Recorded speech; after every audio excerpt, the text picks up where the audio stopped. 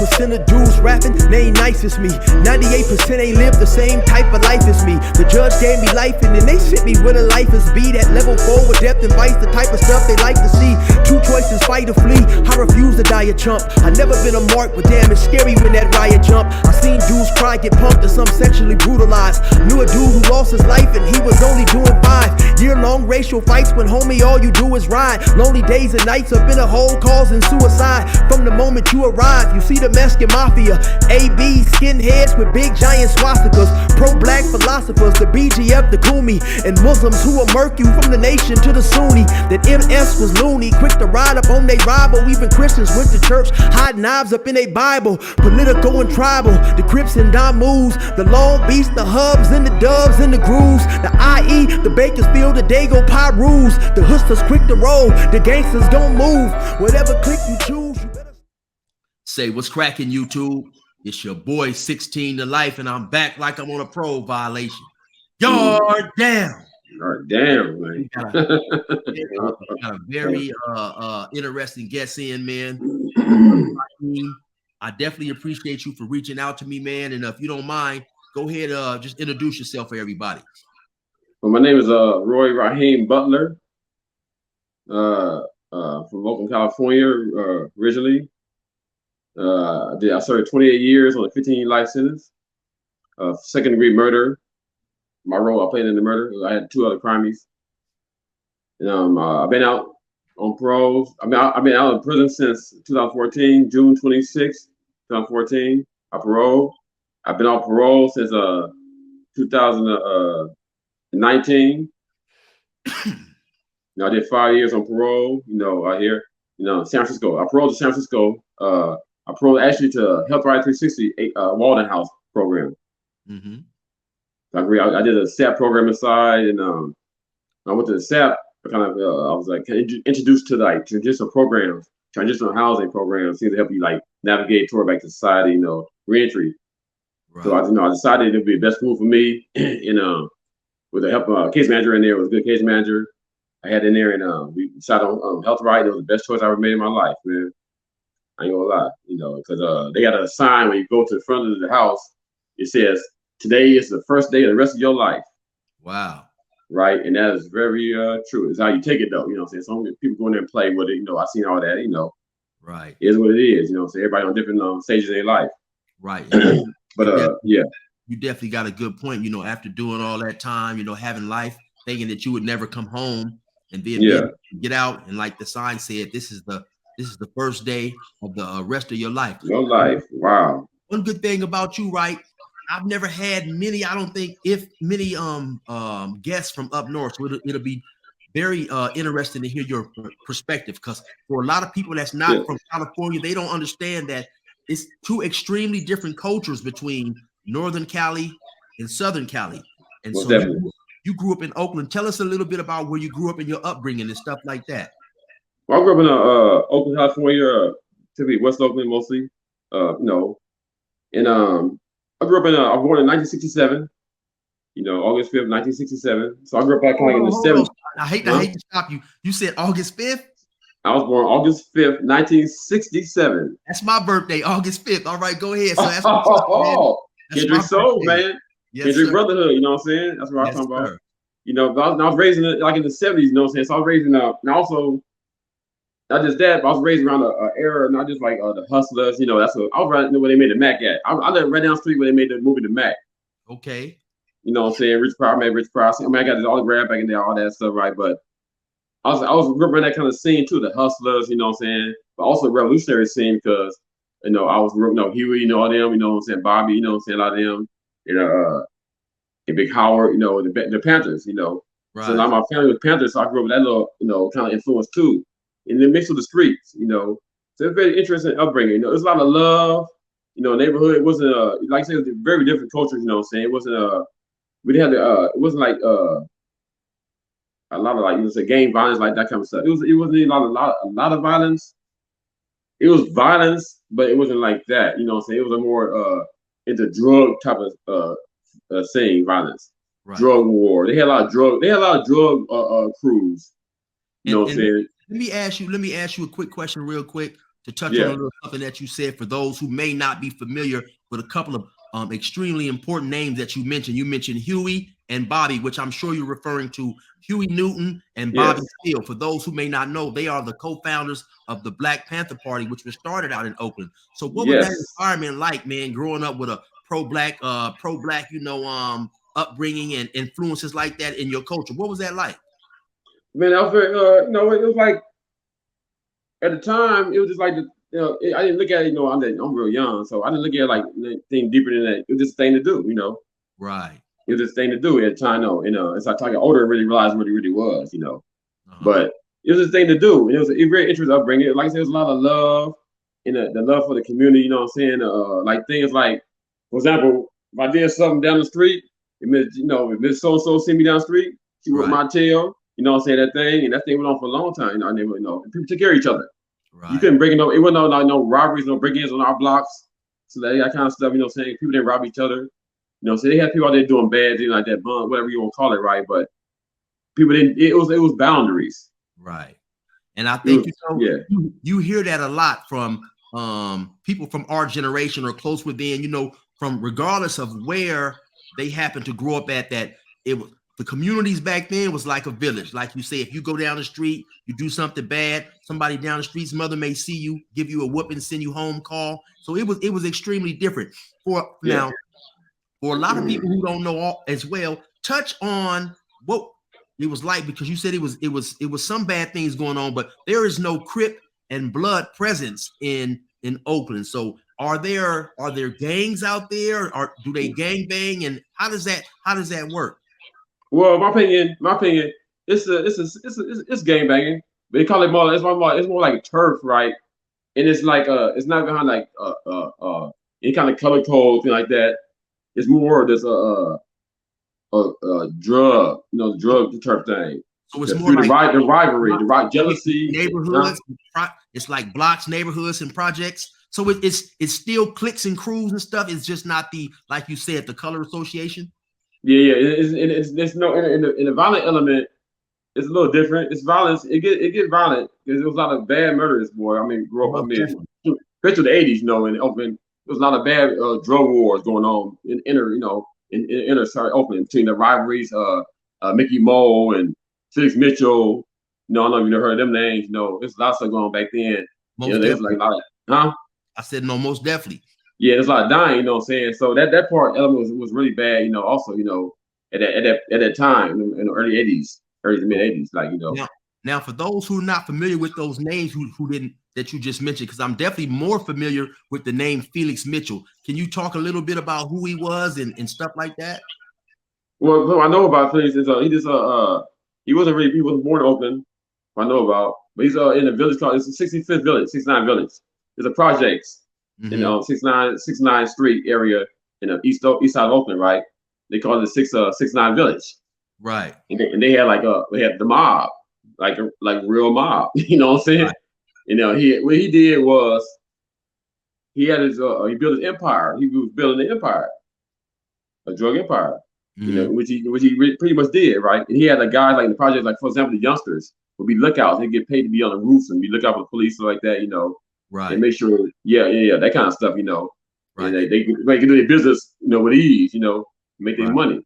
Because I had a few friends. Actually, I got a good buddy from 69ville, man. Shout out to him if you watching. I don't know if he want me to mention his name, so you know who I'm talking about, man. My boy. Shout out to you though. But he told me that the movie New Jack City was kind of constructed and made around what Felix Mitchell had going on. Have you heard anything about that? Is there any truth to that? What? I did. I heard that when I was locked up. I did hear that. You know what I'm saying? I don't know how much truth is to it personally, but I remember I did hear that though. I heard that. But that's about it. I don't really know personally. No. Right. So about what age do you think as they say, you hopped off the porch and started being involved in more street activity and stuff like that? Well, with me, I had I was kind of very blessed. My grandparents raised me. Because my mother had me when she was 14. My dad's 15. Okay. It's real young. You know what I'm saying? So my grandparents, they raised my dad also. And, stepped in. I was like, my grandmother, she's a midwife from the South anyway. So she had that nature, and she was real spiritual, you know what I'm saying, involved in the black church, stuff like that, you know, real in the community, stuff like that, which I didn't know till later on how deep she really was, but she took, you know, took care of me. She took me at 6 months old, took me in the house, told me I got him. It wasn't like I'm taking you from him, but it's like, no, I'm gonna help you with this. Right. You know what I'm saying? I'm gonna take control of this because I'm gonna give him what he needs and have. That's what it really was, you know, was a good foundation, spirituality, you know, because the spirituality in the household, the God, most definitely. And it was a good upbringing. And they was really kind of strict, you know, kind of watchful. So I didn't really, I went out and I started going out more and more. I was like say 13. So first I used to have a curfew, a little curfew, you know. I can go out at 8 o'clock, 9 o'clock, go down the block. Where I got a little older, like 13, 14, I like go a little further, you know what I'm saying, in my neighborhood. So now I know little people a little further. So I started reaching a little further as I started getting more, you know, more mischievous activity. Right.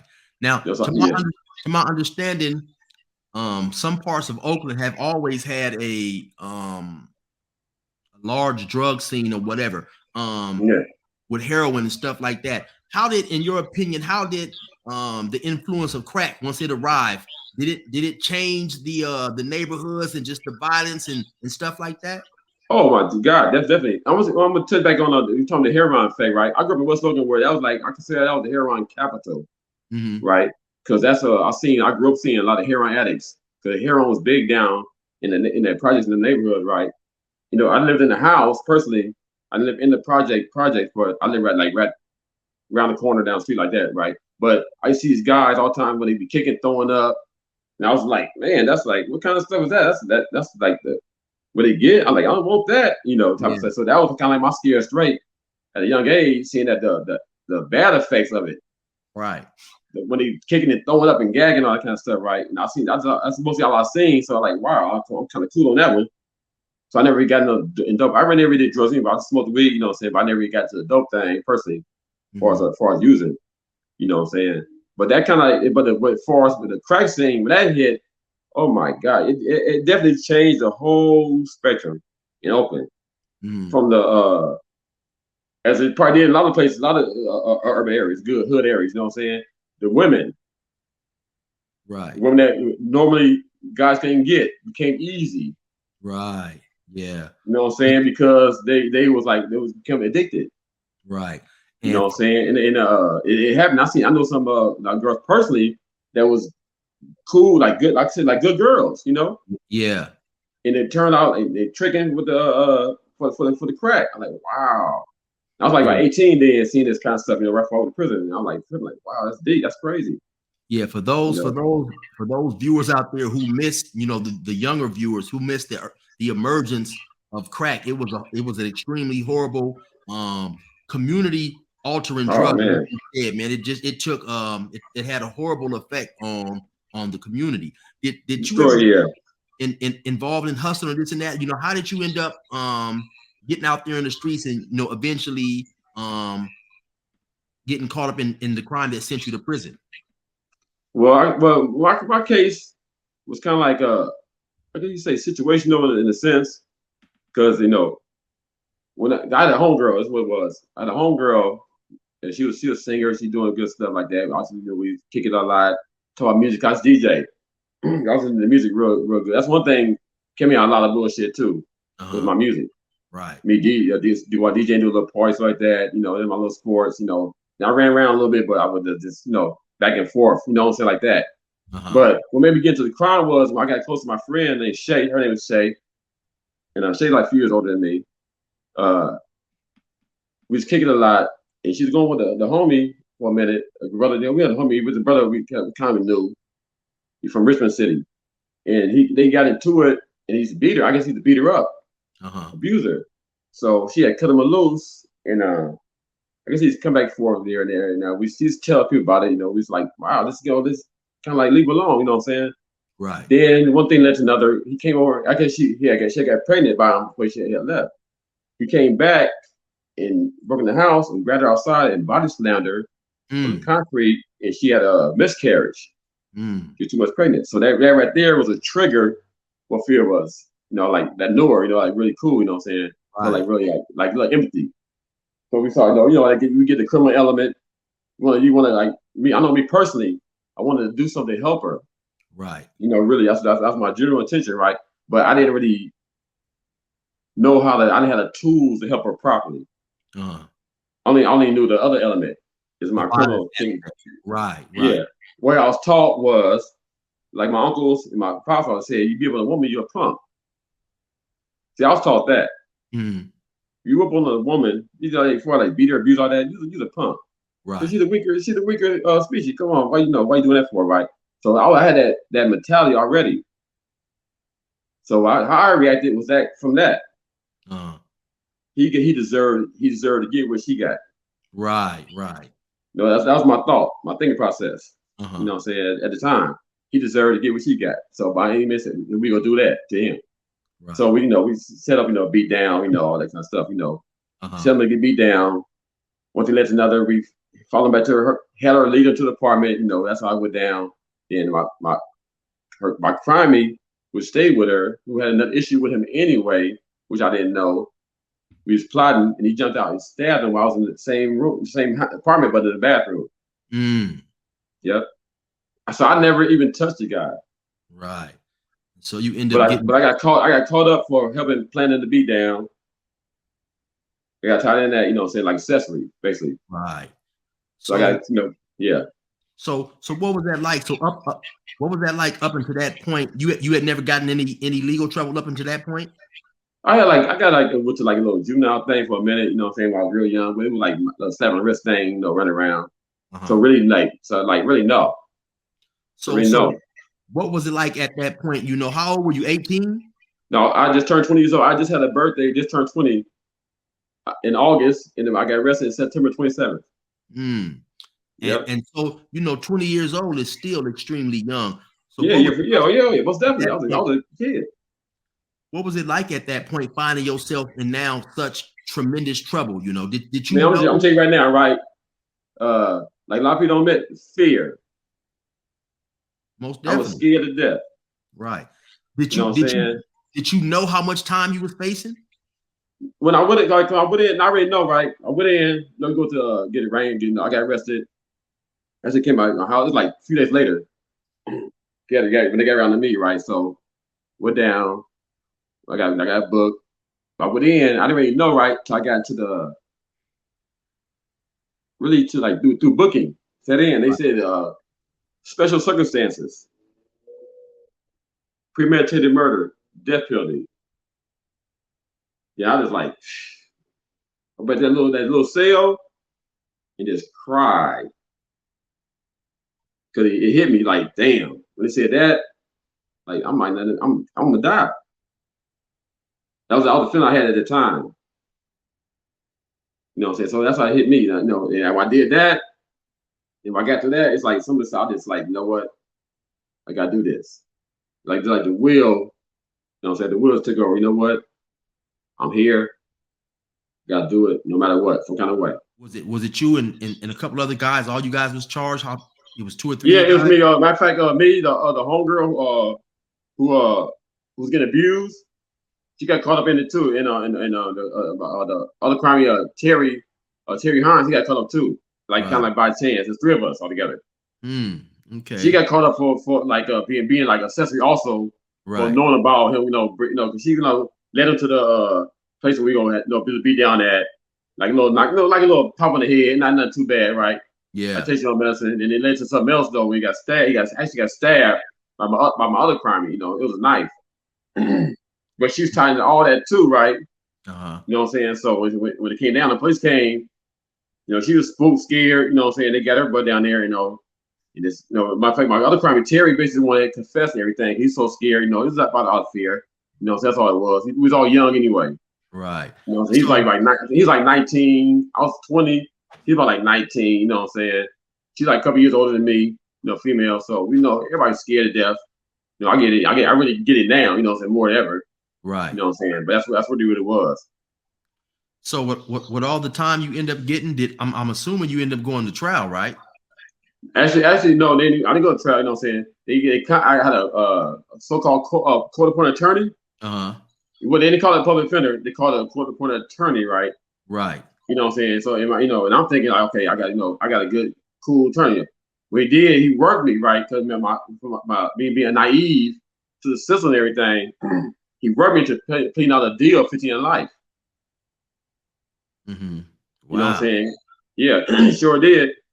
So, he worked me really good on that one, right? He had me, I was scared to death. You feel me? So he worked me to plead out a deal of 15 in life, basically like to save my life and say, he said, oh yeah, you be out basically out minimum time, like within like 10 years, blah, blah, blah, blah. He said, told me the dream, right? And I've been into it, right? So I wouldn't, and I played to the deal. So I started 15 in life.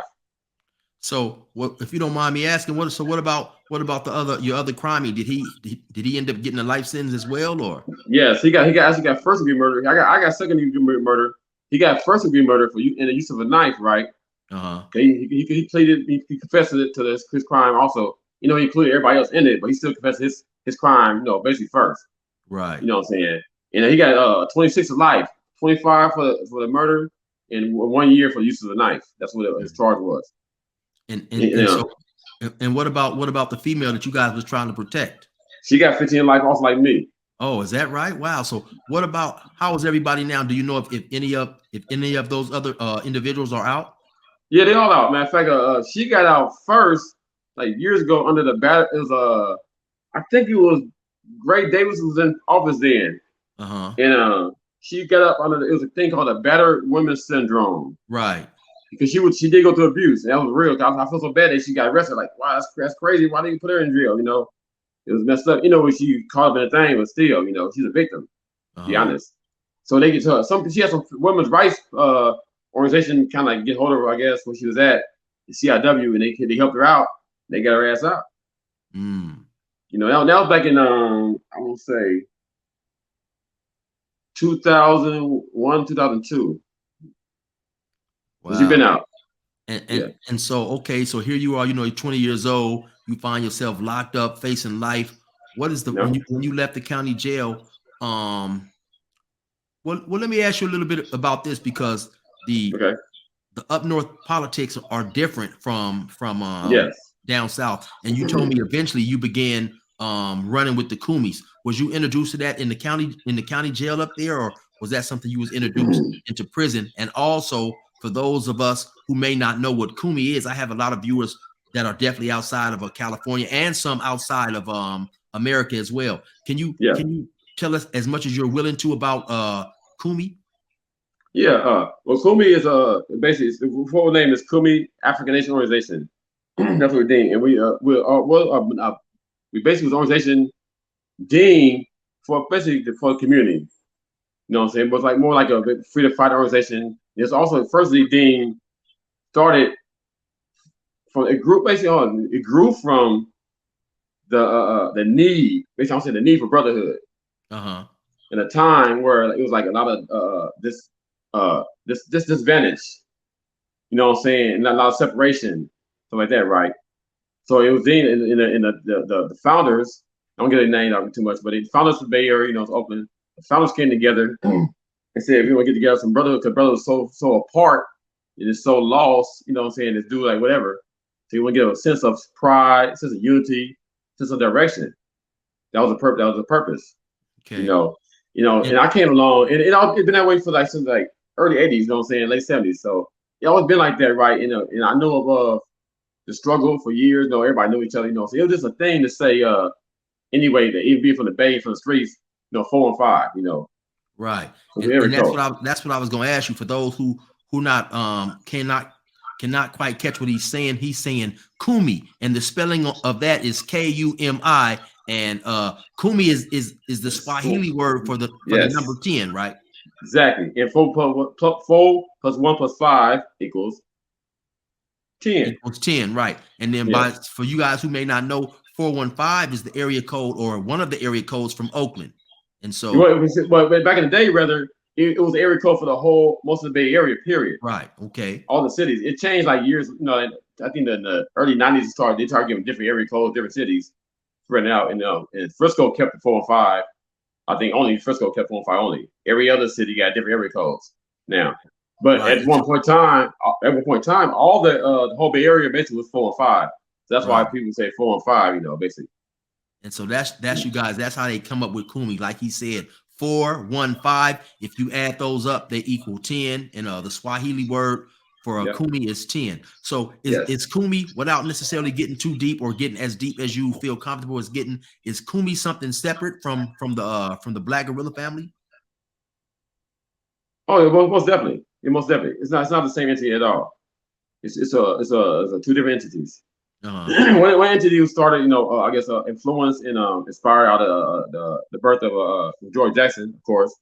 So out of that struggle, we came out with a different struggle. We came with influence, I guess you would say, with I like to call it Sons of the Panthers. That generation, I'm gonna call that, because a lot of us are Panther children, you know what I'm saying? Right. A lot of us, our parents, uncles and aunties and cousins were Panthers. So we grew around out of them, look up to them. So I think we kind of grew up out of that. And and our founders seeing that, and our founders was influenced by that. Right. And so were you introduced to that in the county jail, or were you introduced to that once you got to prison? I answered that in the county, first and foremost, in the county. And so when you left, go on. Sorry. When you left the county jail and you went to your first prison, what was the first prison that they sent you to? Our reception then was Vacaville. Because it used to be San Quentin in there. When I went in, it just changed it to Vacaville reception. We had all green on and such side, it's not blues but green. Right. It's reception. I went there. Then from the prison I went to Soledad actually first. Actually prison. At the time when you went to Soledad, was that a level 4, level 3? Actually, it was level 4. It was 4. It was 4 with 3, class 3. So if you can remember, what was your first experience? Whether it was violence, shocking, something that made you realize, okay, I'm really in prison, and it's dangerous in here. Oh, well, one time I was in the chow hall. It's this old guy, OG, right? He always sit by himself. He's OG. Then I guess at the time he'd been down probably 20-something years. Black dude, white dude. No, it's a black dude, brother. Okay. Black dude. I got there in '88, so he'd been down 20-some years already. So he's knowing me like motherfucker, that's really really tough. We got shit together. This youngster kept fucking with him all the time. One youngster kept fucking with him. So for some reason, and you tell the youngster, leave me alone. Leave me alone. He kept fucking with him, right? And it's kind of like, I think it went for a few days. Then one day, the OG, when the youngster wouldn't sit down, before he opened his mouth, OG stabbed him in the neck with a fork. You know what I'm saying? We seen that shit. Now that was like right then. That's when I say, yeah, it's for real shit. You knew it was serious. It's a real shit. And that's how that's how you do your shit. That's how you end your business, basically. That's how I looked at it. Right. You know what I'm saying? OG wasn't talking, wasn't arguing, doing nothing, but dude kept fucking with him though. But hey, but it is what it is. That's the environment. And so do you think that that initial Soledad, it was a dangerous prison? Or what was some of the, what would you consider the most dangerous prison that you've been to? The most dangerous prison I've been to, I can say, I think was Pelican Bay. When I got to Pelican Bay, that's the most dangerous because of the police, how they had to design more. It wasn't really the inmates I was more tripping on. It was more the police made it more dangerous. And the control they had. Yeah. When you left Soledad, or how long did you stay at Soledad before you left? And when you did leave, what was the next prison that you went to? I left Soledad. I think Soledad like a year and a half, like a little over a year. About a year. Yeah, about a year. And then it was a time, right, when it's easy to get overrides in hardships, right? Right. So I worked it right and found a hardship and said like my grandmother, blah blah blah, So I got back to Vacaville. They had a Vacaville main line, not just a reception. It was like Disneyland. It's considered in. Right. Everything. This open, loose. They had different levels there. People was on override. They had medical there. That's why it was a medical facility. That's what made it so relaxed. They had now nurses and medical staff there. So it was a different type of vibe. Right. And then for those of you guys who don't understand the terminology of override, that's a California prison term. Basically, the California prison is based on point system, and Yes. so depending on the points you have, the more points, the higher maximum security. But if you don't, sometimes you can get an override, which basically means they may send you to a prison that doesn't fit your point score. If you have maybe a medical reason to be there, maybe a reason you want to go there because it's closer for visitation and things like that. So that's what he's basically speaking about. So Exactly. did you see any violence there at Vacaville, or was Vacaville pretty much smooth sailing? I think I seen a couple of little things. It wasn't nothing too dramatic, like would be like you would see a Saudade, something like that, Folsom. I seen like a couple of like fights, say little scuffles, here and there, but wasn't nothing too major. A lot of it was like this easy time, a lot of drama, more than anything, you know what I'm saying? So when you first hit the prison, how was the alliance with the Northerners? With the Northerners? Yeah. When I was in prison, it was pretty tight. Because me grew up in Oakland, I grew up around a lot of Latino brothers. You know what I'm saying? And then I didn't like on the street, they wasn't, I was called the Northerners. I didn't really know what Northern was, of course, right. But not only just like the homies, you know what I'm saying? It was like Jerry, you know what I'm saying? I had a partner, Jerry, Joe Chavez, a lot of them, you know what I'm saying? Terry Chavez. Just like, my partner, like that. I didn't look like us, my semester. You know what I'm saying? Like that. We didn't look like that, really. To become the prison, And so when you ended up being moved from finally from Vacaville, where did they send you? Well, with the Vacaville, I stayed there like all with the Solano. I got a override to Solano. Vacaville to Solano. I got worked it because right next door connected. And at the time, Vacaville was called CMF Main, and Solano was called CMF South. So it really was more like one. So it was easy to get a transfer over. So I went to Solano from Vac like in 90, say like 80, like 90 to 90. I went at 90. Uh-huh. I got there 89 from Saudade. In 90, I went to Solano, across the street. Okay. And so from time to time we may hear that the brothers up north are not too fond of Crips from down south or something like that. Had that been your experience? Is that true, or is that left to each individual? What are your thoughts on that? No, I have my experience with the Keyway brothers has been been good. So I was in Folsom. I was connected with more more political type of cats, you know what I'm saying? Because we was more on a political level, you know what I'm saying? I'm a freedom fighter. I've always been that way. I was raised by the Panthers. I always had that mentality. Right. I connected with a couple of, I know, Tony T from CCO cats, you know what I'm saying? We had a Tom Bomb, Bloodline, you know what I'm saying? I was playing cats like that at the time. Right. You know what I'm saying? We had I created a little study group from the yard, you know what I'm saying? Right before I got shot in that riot. I had a little study group. Now, what I did, I got with each and every people I was kind of cool with, have rapport with, Keyway cat, Damu cat over here, you know what I'm saying? We got together and put a little study group together. You know what I'm saying? I'm trying to create a little something, I'll get that later on by my little nonprofit thing I was doing in there, right? But I was trying to create a little unified. That's how I've always been. That's how I was taught. Okay. So I always had that drive, you know what I'm saying, that vision. Right. You know what I'm saying? And Kumi just kind of give me a little more push at it, you know what I'm saying? Mm-hmm. That reinforce a little more.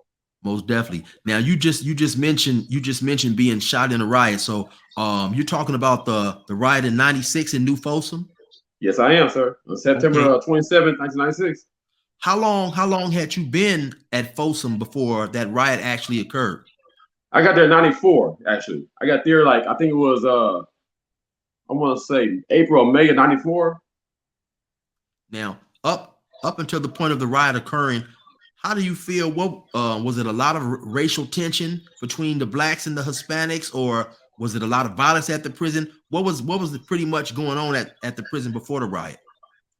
Well, that yard, that yard, there's always tension between the Southerns and blacks.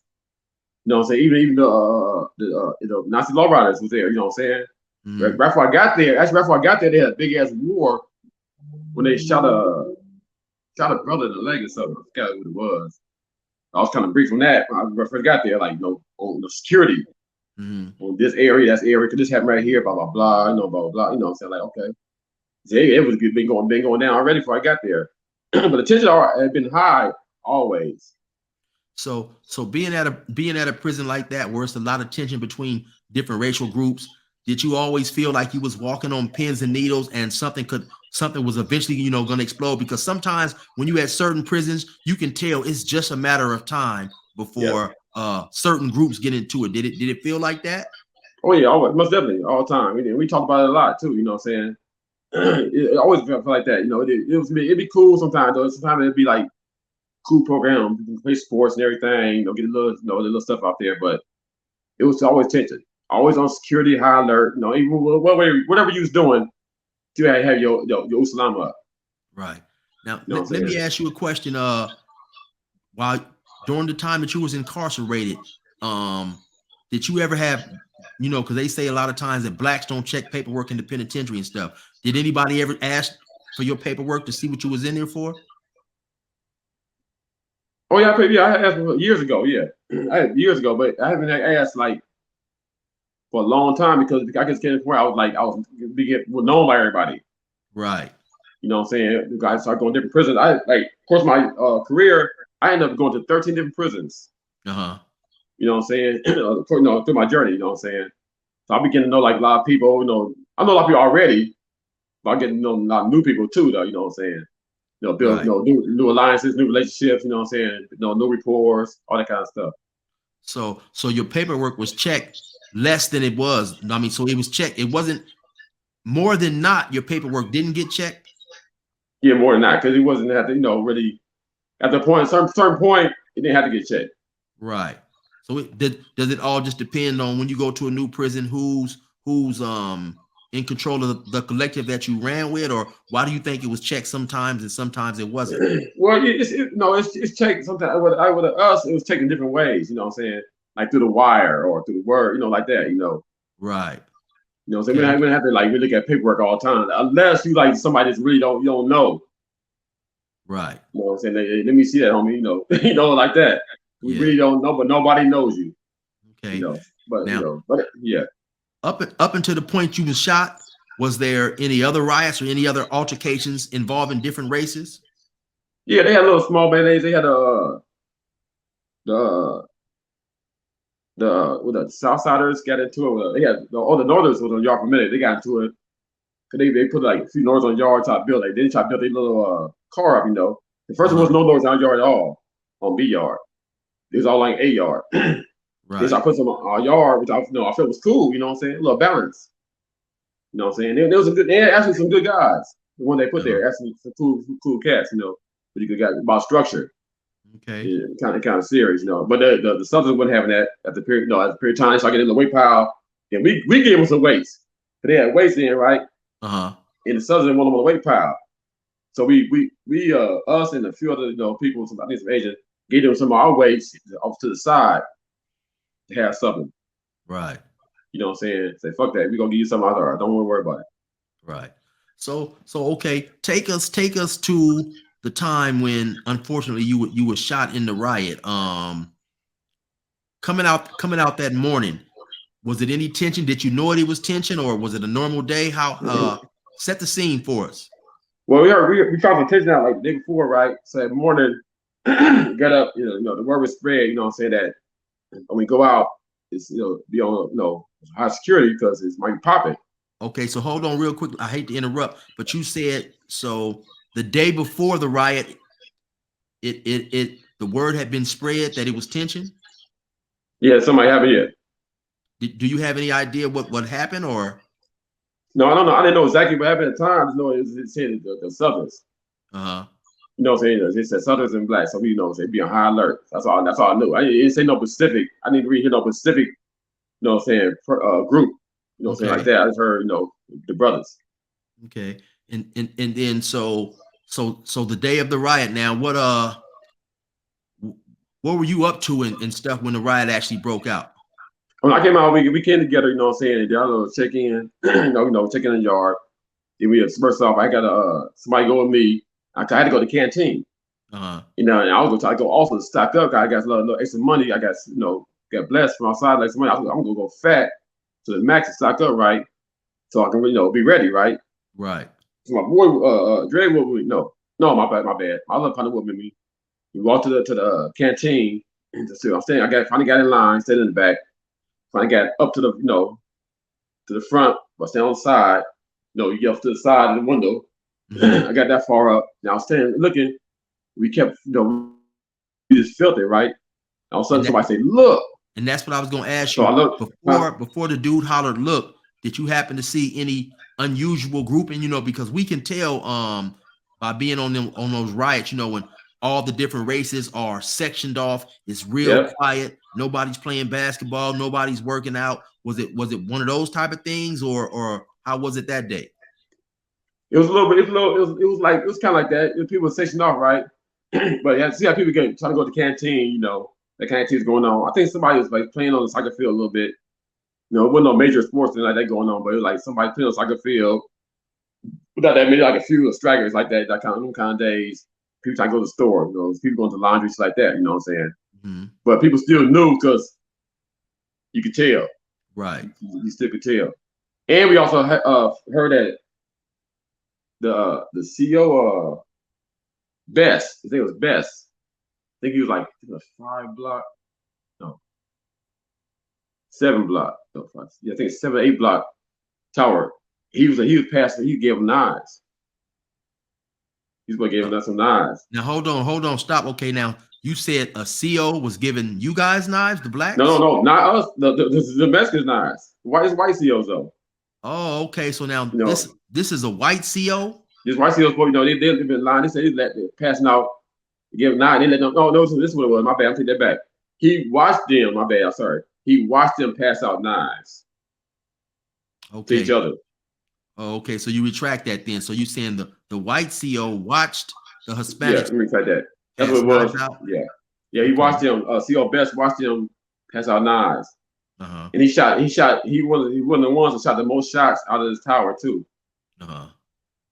So I'm wondering now, like when CO Best is seeing the Hispanics pass knives to each other, he didn't.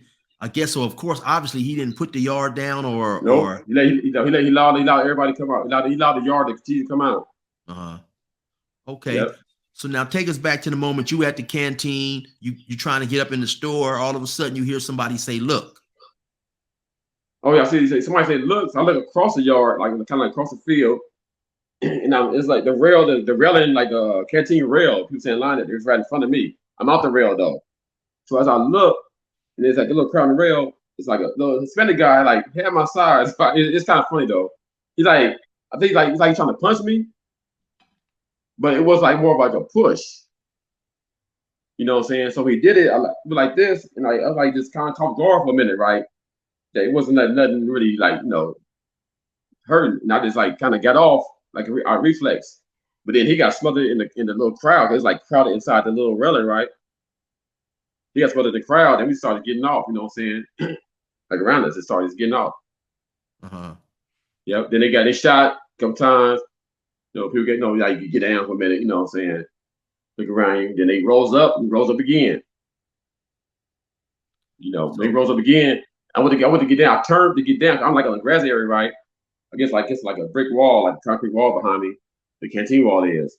And my partner's kind of next to me. I'm kind of looking out from him. Same time, right?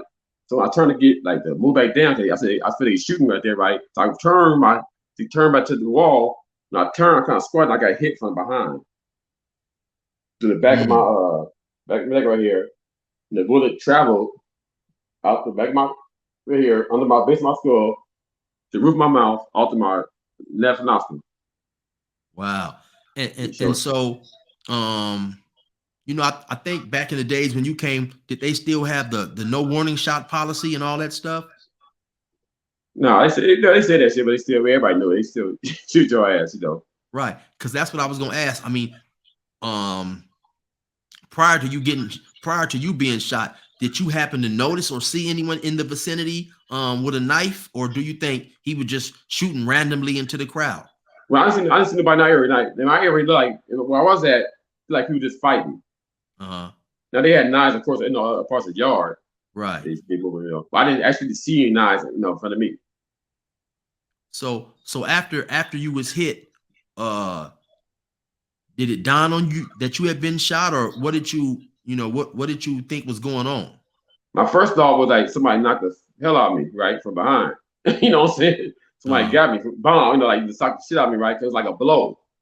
Then it was like gravity. I'll tell you, raise up. I'm on my hands and knees still, right? I squatted trying to move. So I got my hands and knees and I trying to raise up and gravity just hold me down. I couldn't raise up. It was like now I seen the blood start leaking out the the wound, right? In my homeboy, Reggie, that's his name, Reggie, looked at me, his eyes wide and big as fucking saucers, right? he said, "Oh my God, he's shot. Somebody shot." And like everything just stopped in that area. You know, what I'm saying? People got back down also right anyway, right? So they kind of was down, and the police came over there. After like close to a minute. You know what I'm saying? Came and got me up, took me right there, which was kind of short little walk to the infirmary right there. Had me sitting. I was sitting there. They threw me on a like a similar stretcher, sit up there, and they were so disoriented, didn't know what to do. There's so much chaos. The MTA dude, whatever the nurse dude, just gave me like a little pan, like a little donut. I want to say little pea pan, whatever, little pans. Right. He went in and said, "Hey, well, hold this." He know what to do. The blood is leaking. You know what I'm saying? The blood is coming down. You know what I'm saying? I just like just sitting there, just going through it. So at the time that the CO came and picked you up and walked you into the office or whatever, is the riot still going on? Is people still fighting and stuff across the yard? Yep. It's still crap. It's still going. That was the beginning. That was like the beginning of it. Right. Very beginning. So did it dawn on you at that time that your injury was real bad and significant? Or I mean, because since you're sitting there, and you're bleeding into the pan or whatever, you I thought I was gonna die. I thought I was gonna die. So you was cognizant and aware of everything what was going on and stuff? Yep, I sure was. I wasn't passed out. I was fully aware, awake, and I was like kind of like fading a little bit, right? Fading in and out, and the guy could come back like, wake up, come on, stay with me. Type of, the nurse dude, right? Doing that to me. I guess I was fading. He seen me, I was fading out. You know what I'm saying? Wow. Yeah. And so how did you end up making it to the hospital? They came in and got me. It was coming in. They were saying, who you need to get first? Because they like, the ambulance only holds so many people. They were like, who's like priority? They were like, dude, like look over and say, him. Point. He like looked around and had to see me in the corner of his eye and say, him. Pointed at me. I was the first one in that motherfucking ambulance. First one out of there.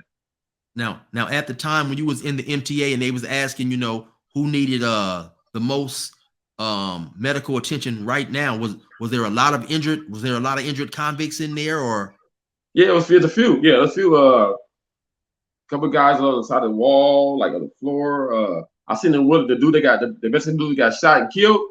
I seen him wheel him in, right? But I didn't know he was dead at the time. My partner, right, kicked the stroller over, the stretcher over, when he kicked that motherfucker and said, "Motherfucking Mexican," he's pissed off. Right. He seen a Mexican, he got hurt. He seen a Mexican come through. He don't even know he did. Right. Wow. You know what I'm saying? But he actually I figured later he was already dead. That was crazy. And that was gonna be my next question. While they had you guys in the MTA, so they had mixed races. It was blacks and Hispanics in there at the same time. Yeah, they come. Yeah, I believe it's coming in. Yeah, I was coming in different parts. Yeah, where we got hurt. So I guess that hurt. And so moving forward, when you finally made it to the hospital, what was that like? Were you in and out of consciousness, or? Oh yeah, I was out for a minute. I guess I was out for almost like a rest of that day. Could happen in the morning. In the morning. I woke up the next morning. Next day, ICU. Wow. I was in there a couple of days. I got better. I guess faster than they thought, right? But God's plan. I got better faster than they thought. What I'm saying? It was only a couple of days in ICU. Then I ended up getting moved back to Vacaville Hospital, Wayne, prison wing, like kind of quick. Wasn't that long. I stayed that long in the hospital. Right. So let me ask you, do you know, can you remember if how did your family feel? Once they was notified that you were shot and stuff. Did you ever discuss with your family Oh how yeah. they was traumatized, how they felt? Take me through that a little bit if you don't mind. You know what? I didn't ever discuss like how they were traumatized from that experience. Like now and everything, that'd be good. That'd be a good thing to do to sit down and talk like with my mom and my grandma was still around because she was around then. But my other grandmother that raised me right, she her and my mother's mother came up there. They actually let them come into the hospital room. It's a cell, big ass cell. So like, but it had a big old hospital bed in there. It was big because it's for the people that ill or whatever or injured. They need essential medical care. They allowed them to come. I was kind of shocked on that. They allowed them to come all the way in the cell. That's why I had my visits. Mm. Cause they denied me. They did not know visits. They still allowed to visit. So right after you got shot, you say the next day you woke up. So you was doing pretty good then, huh? I got a lot better. I had we call it a tube in my throat. I had a trach in my throat right here where you put had an injury with the breathe. Uh-huh. I had a trach in my throat, and I couldn't talk, brother, for a whole month. So the next day you wake up, you realize that you've been shot in this riot. Well, I mean, what's going through your mind? How are you feeling like? I'm just like, first of all, I was full of that medication the first time, all that stuff, what I'm saying, for the first, like, especially the first couple of weeks, first week. So I got a little more like using, they brought that stuff down why they really need it, I guess, that much no more, which is good. You know what I'm saying? Because I don't want to get addicted to anything. So that was good at how they weeded it off. Right. Really, really quick, you know what I'm saying? But I felt, man, it was crazy. A lot of things with my mind. A lot of things, you know what I'm saying? I said there, that situation right there reinforced my revolutionary thought. It reinforced my spirituality.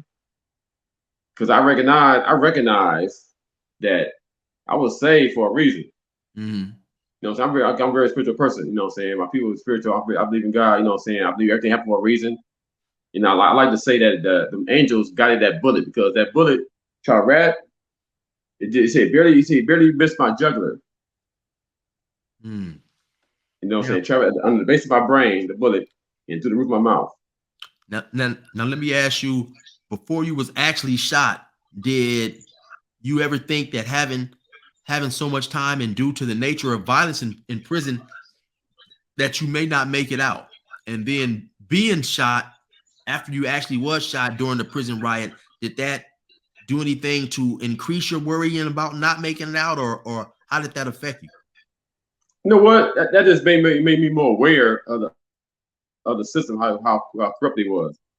I went to the overload, man. I ain't gonna lie. After that, I started just creating, putting together, you know what I'm saying, lesson plans, like, bring people together, study groups, you know what I'm saying, just reaching out, you know what I'm saying, trying to influence with the homies, you know what I'm saying, that really, the ones that was on that mind, that stage, trying to influence them a little more, you know what I'm saying? Right. You know what I'm saying? It kind of pushed me in that direction. It kind of like, I would say, instead of bring me down, it kind of made me more fortified in a sense. So I look like they try to kill me, but it ain't gonna work. Right. That's how I looked at it.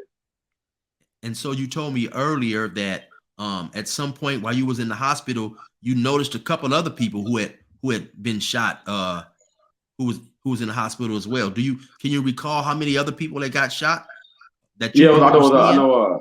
I know Time Bomb. I forgot Tom's last name. Time Bomb from Inglewood. Lido, he's from San Jose, but he like Filipino black. My boy Donald Jeffers, my homie Dread, that's my folks. He got shot to the jaw on the other side of the yard. Yeah, it was four. The four of us, yeah, four of us got shot. Wow. 4 brothers. And so how long was your recovery period? How long did they keep you in that prison hospital before they sent you back to a main line? I stayed there for, let's see, 90, then like 90, 98 down there. 90 days? No, to like 98. Let's see. I want to say, because they had me in the hole. That's what we look. When I got, that's what they did. When I got like enough where I can like move around more, I was in Vacaville on the hospital bed. They sent me back to the hole in Folsom. Hmm. And so let me ask you this: they sent you to the hole. So did they? Yep. Did they? Was they cold enough to give you a write up for participating in a riot, or It sure the hell did. so they shot you, damn near killed you, and then wrote you up and gave you a disciplinary action for participating in a riot? Yep. And of course, they found you guilty by me just knowing the system. Yeah, of course they did. You know, in the 115 hearing, they did. You know what I'm saying? But it's good thing about it. I had so many CEOs backing me up, right? That said, told the truth, said when they see me at the time that came here, I was like that, like damn. Because when I got shot, I was like squatted. I was like squatted. Uh-huh. I wasn't upright doing anything. They didn't see that part. They see me down. So they remember. Right. See, I remember saying Butler down. Everybody say damn. So And I went so, to, huh? no, Go go ahead. ahead. Sorry. No, I remember going to the board. They tried to bring that up, right? But in the board, they brought up also that, oh, here I see that. No, they said, like, witnesses said they seen Butler down. So they kind of like brushed that off. Because of So, those witnesses. Yeah, because of witnesses. so as a result of being shot, how much? So what was the findings of your disciplinary action? What happened on that 115 here? They end up giving you a shoe term? Yeah, like a short shoot. I was in the hole already, so they said I guess time served. I was there waiting for a transfer. Mm-hmm. You know what I'm saying? See, it was done, so I went right to main line in Pelican Bay. So hold on. Right after you got shot in this riot in New Folsom, Yep. they sent you to one of the more violent prisons in California. They sent you to Pelican Bay. They sure the hell did. Wow. They told me to go send me. What they say? They tried to send me somewhere. I forgot they said it was right. They end up coming back to Pelican Bay. But I know what's gonna happen. That's how they get down. We already been through it before. So around what year in time did you arrive at Pelican Bay? I got Pelican Bay in '97. You got to Pelican Bay in '97, and how long did you stay there?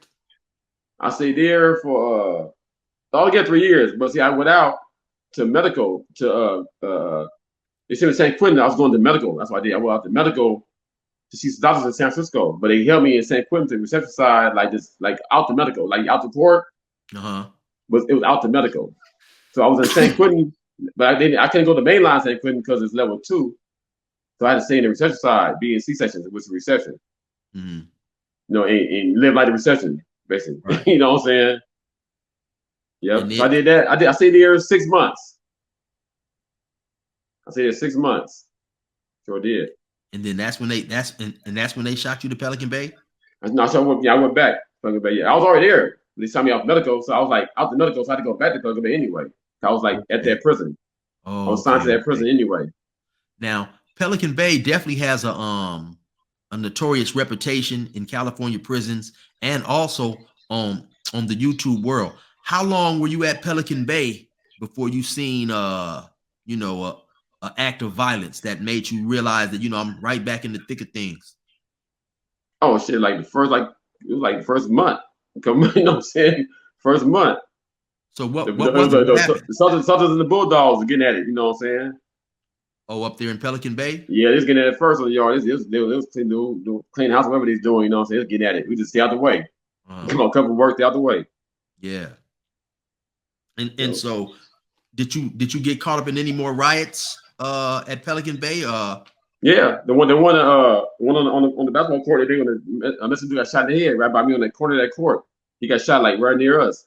I was in the yard that day. I didn't get hurt in that riot. Thank God.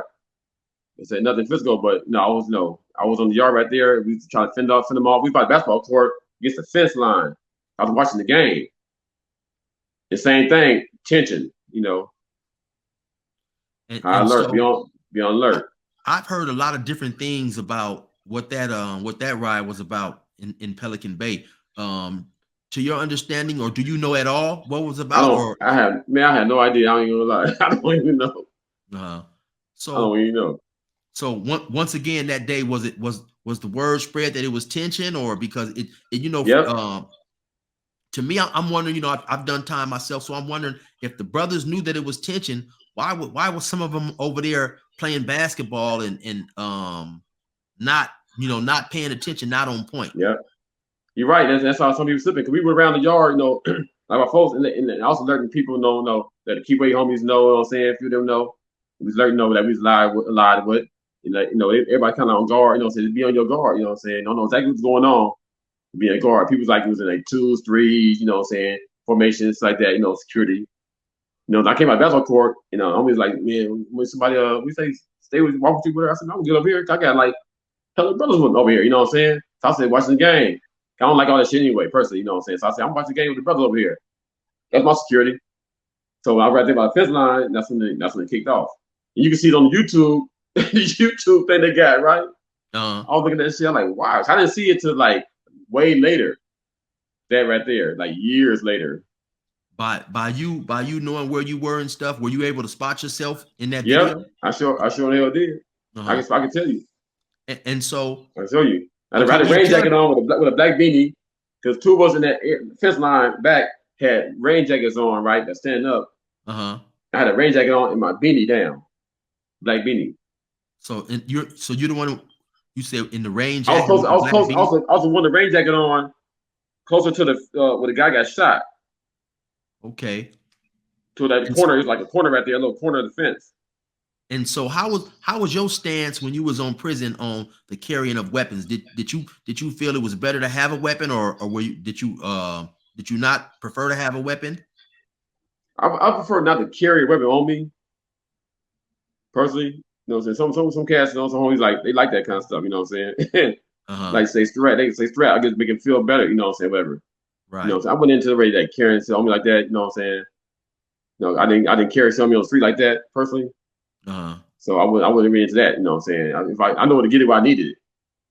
So and it was always nearby though. So take us to the day of this Pelican Bay riot. You standing around watching the game, and then suddenly you look up and you see the Hispanics rushing you guys. What was going through your mind? What's that feeling like? Kind of describe for those who've never been in a riot. Everything that happens, and what your mind is thinking, all that stuff.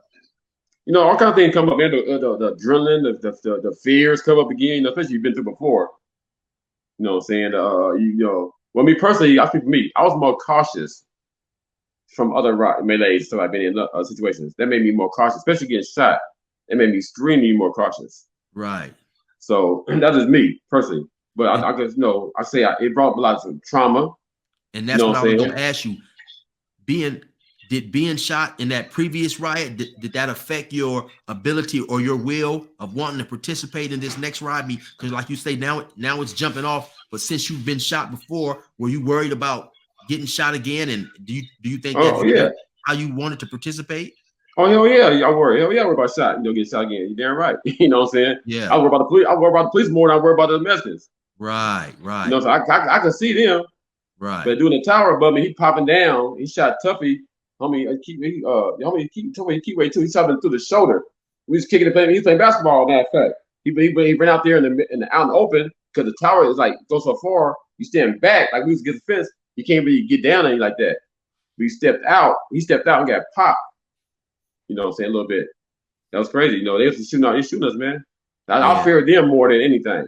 Yeah, and something like that definitely has to be, psychologically traumatizing. Like you said, you've already been shot before, so and you don't know where the bullets are coming from. So I definitely think that would affect anyone's ability to perform. And I definitely appreciate your honesty.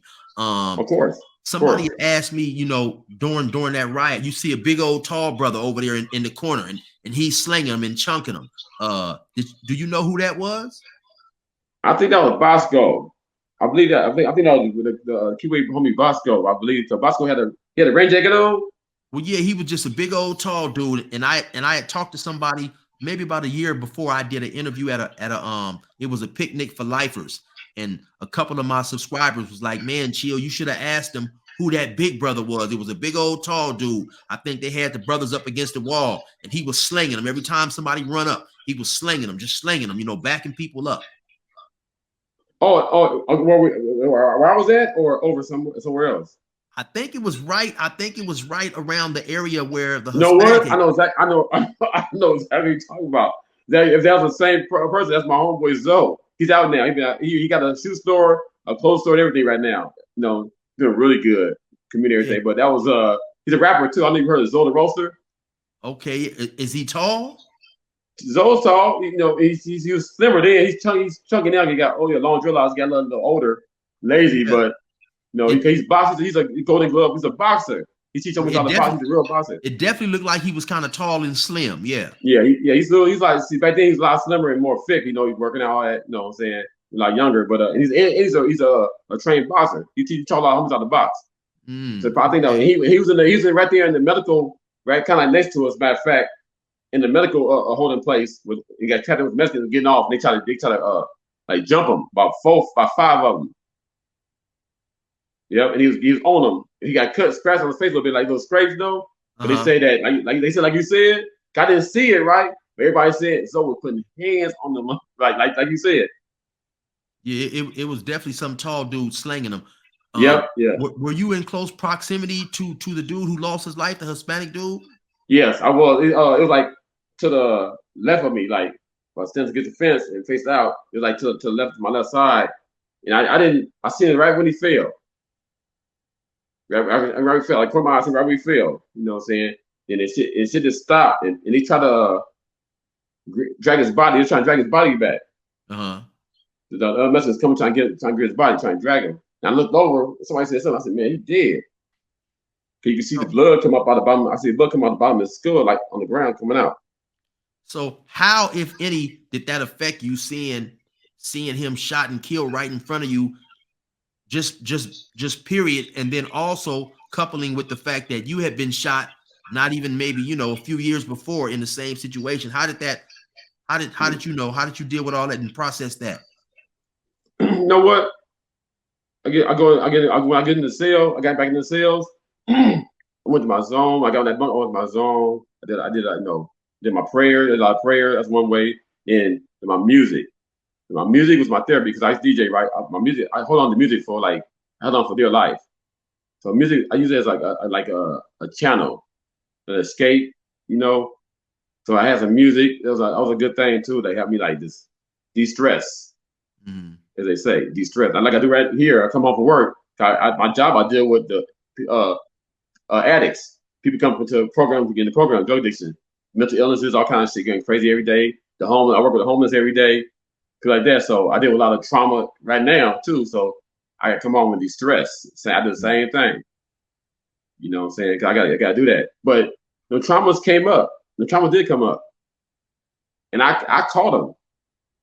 I'm talking like years later. You know what I'm saying? These little traumas come up, and you can catch them if you're aware. You know what I'm saying? If you're aware yourself, you know what I'm saying? You can catch them. And when you do things like act out or spread out on your mate, you know what I'm saying? That kind of stuff. Right. You know what I'm saying? The relationships. You know what I'm saying? Like catch myself like, hey, why I do that for? You know, they really think about it and get some deep. And sometimes I talk. It took her to telling me this. You know what I'm saying? To bring to my attention to be really aware. You know what I'm saying? Like, let me look at this real deeper then. You know what I'm saying? I really go back. I like to look deep in it anyway, so I go back and I say that's where it comes from. Right. You know what I'm saying? That trauma. So after they got everybody up, and how long did they have you guys outside, you know, sitting on the ground, handcuffed in zip ties and all that type of stuff? How long did it take for you to actually get back to your cell? Man, look, it took a minute for me getting back in my cell. It took like almost a couple hours, I guess, afterwards. But they was going a little bit of time, you know what I'm saying? But it took a minute. And so how long did you what happened after that in terms of did you continue to stay at the prison? Did they eventually move you? How did you this happened. Check this out. There was a situation, right? I was in there and I had I had this attorney, right? When I got shot, you know, when me and my brother John Jeffrey got shot, we got this attorney. He's a pro bono attorney out of Berkeley named James Cannon. Probably if you look at Channel 2, he's on the news looking over the oversight from the Oakland Police Department oversight thing. The Jewish guy, the white hair and shit. But he's my attorney, right?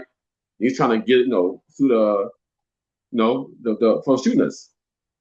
So he went around the whole thing, he went through a whole lot of stuff, and then, ended up throwing it out, you know what I'm saying? Because we found out that the union is all crooked. They all tied in with the judge and everything. Mm-hmm. So the judge ended up throwing it out. He tied in with the union. So that's how I first realized about that damn union. Right. How strong that union is. That's my first taste of that, you know what I'm saying? Uh-huh. But anyway, when I was there, I witnessed a couple, some Keyway folks, right? They was coming in from the yard. Cause they got the holes in the doors, the screen doors, you can see through them. Mm-hmm. You know what I'm saying? So he's coming from the yard, right? And the police had been harassing the homies, like, the homies for a minute, right? So when they came in, the police grabbed one cat, right? He said, "Come here, like, put your pants up, like, this fucking one, When he put him against the wall, he threw him against the wall hella hard. You know what I'm saying? Like extremely hard. Like he had a chip on his shoulder. So dude took off. You know what I'm saying? It was getting off on the police. It was getting off. You know what I'm saying? So and after that, did the rest of the Crips that he was walking with, did they join in? Yeah, it was just a few of them out there. They got getting off. They start getting off. And I feel personally it was justified. I just don't know this could just because, but because how you treat the person. You know what I'm saying? Right. Treat them like animals. That's how they go at. You know what I'm saying? Right. That's the first thing I seen. Right. Then there's another situation with the white dude. Right. Took off. They was cleaning houses, I guess. Right. And they killed one of their own. A youngster is gonna go home and everything. And that was so brutal right there. That dude came out. They brought him out. They put him out fast, wheeling him on the stretcher.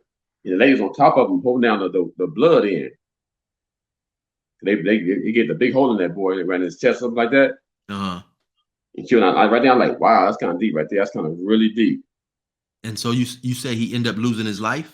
Oh, he died. He ended up dying. He's going to go home. He didn't want to get involved in their politics. Uh-huh. That's why they killed him. And what is situations like that when you locked up, you got a life sentence, you don't know when you're going home, you're around all this violence.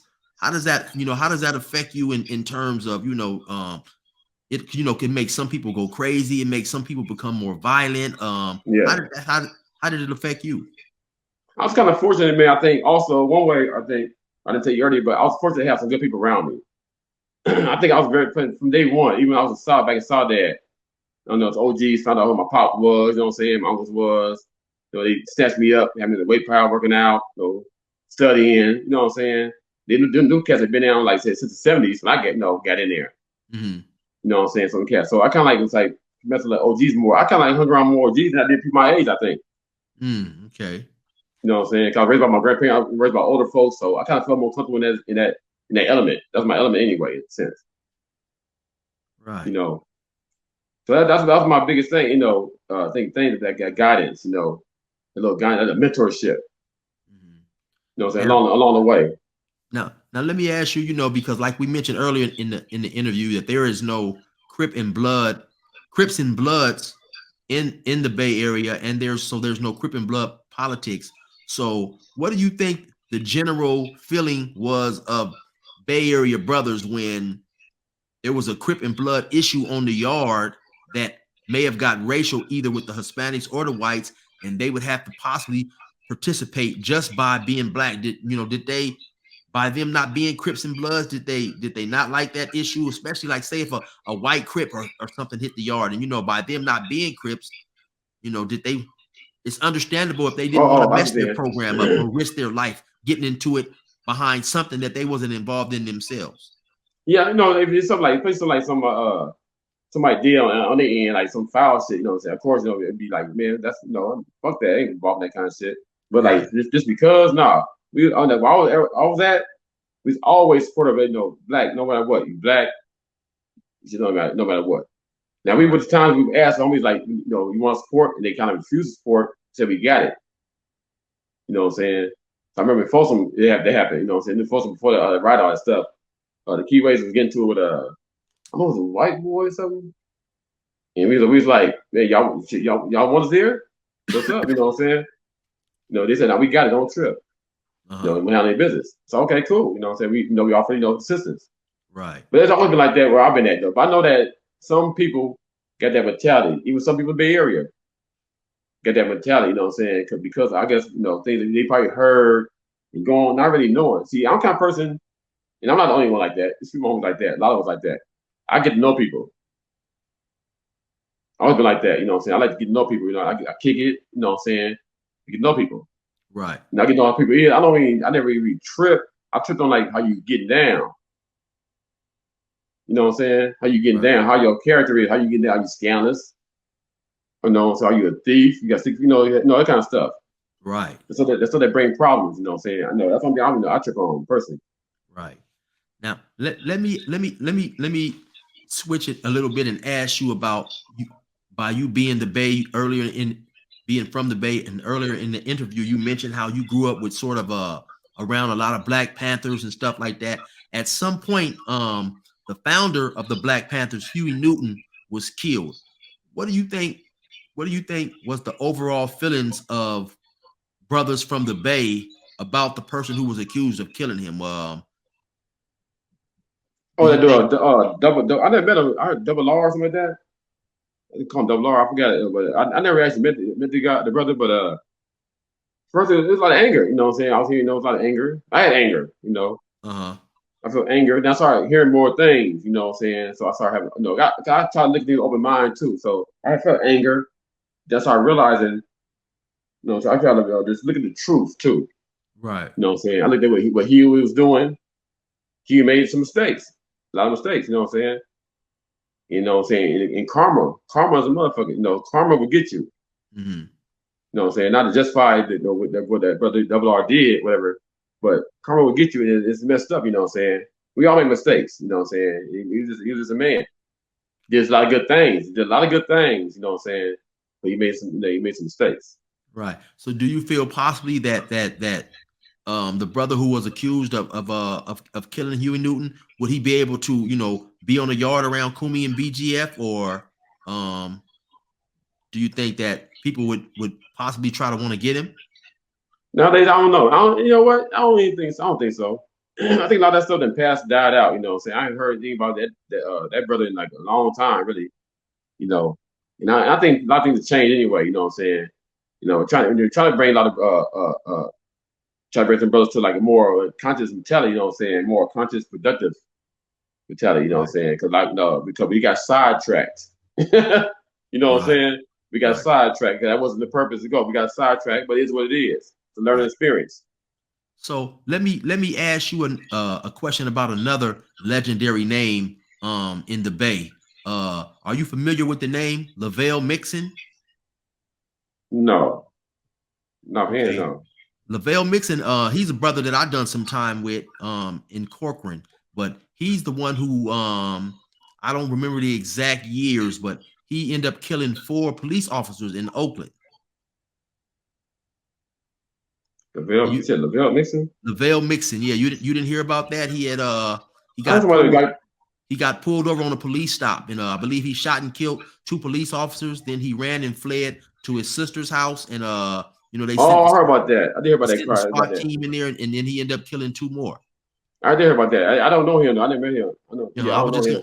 I was just gonna ask you if you knew what was the overall consensus or the feeling about him in Oakland. Did people view him as a martyr, or you know, a hero against police oppression and stuff like that? No, I didn't hear too much else about that. You know what I'm saying? Because that happened. I think what year that happened anyway? I think it was probably like around maybe 2011, 2012. I'm not exactly sure myself. Me and him was in Corcoran on a 2-yard. Okay. I think it was like 2005. Then I believe he ended up leaving, going home. He came back and did maybe a parole violation or a few more years, then got out again. But yeah, I was just gonna ask you about that. But I don't know okay, too. No, I didn't really hear where I was at. I didn't hear too much about that by him. okay. And so how did you end up you know, getting released and coming home? What was that experience like? Well, here's what it was. In 2012, I went to the board with 16 years, 17 years with no 115s clear. Mm-hmm. You know, so I never had any really violence anyway. I never got caught for any violence anyway, like real, like serious violence. Right. You know, so it was a good thing. You know, which Most was a good definitely. thing. You know, for my record. But I went, I had everything ordered, Had everything good, you know what I'm saying? Had, you know, my mother's address down, you know, and sound say I can parole there, you know what I'm saying? If I need to go somewhere to go, you know, a couple of letters, you know, some support, you know what I'm saying? And this clean record, speaking well, showing insight, telling, you know what I'm saying? I know, I'm saying why I did what I did, basically, you know what I'm saying? Because this was, I lived this, I seen this occur in my lifestyle, so I thought that was okay. Right. You know, belief systems, you know, something like that, right?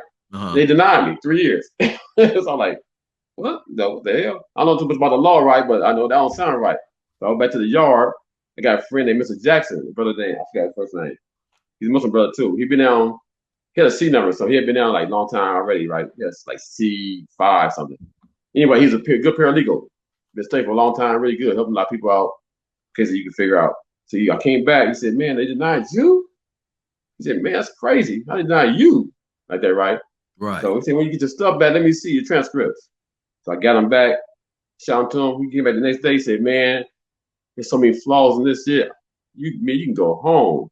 That's all I need to hear." Let me ask you a quick question. When do you say you went? When was the first time you went and got denied?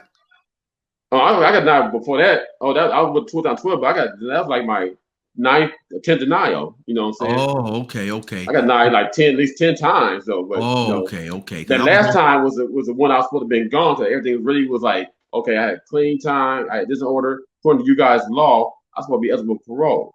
Right. Okay. You know what I'm saying? So let me ask you a quick question, right? Because when I first went to the board, I didn't even go to the board. I don't think until because when it was time for me to go to the board, I postponed it a few times. So I don't think the first time I went, I think it was 2011. But I heard that back in the earlier years, for those of you guys out there who don't know, before we go to the parole board, we also have to go and see the psych, and the psych's report is very instrumental to us getting out. You know, if we get a bad psych report, we're not going nowhere. But I heard there was a point when psychs would ask people real disrespectful questions or real rude and crazy questions. Did they ever ask you anything that was just very out of line or unprofessional? No, I don't remember asking me any kind of out of line like that. Might be something like just off the wall type of shit. I don't know, I probably understand, but never think out of line. I know, not to me personally. Okay, nah, not the ones I've seen.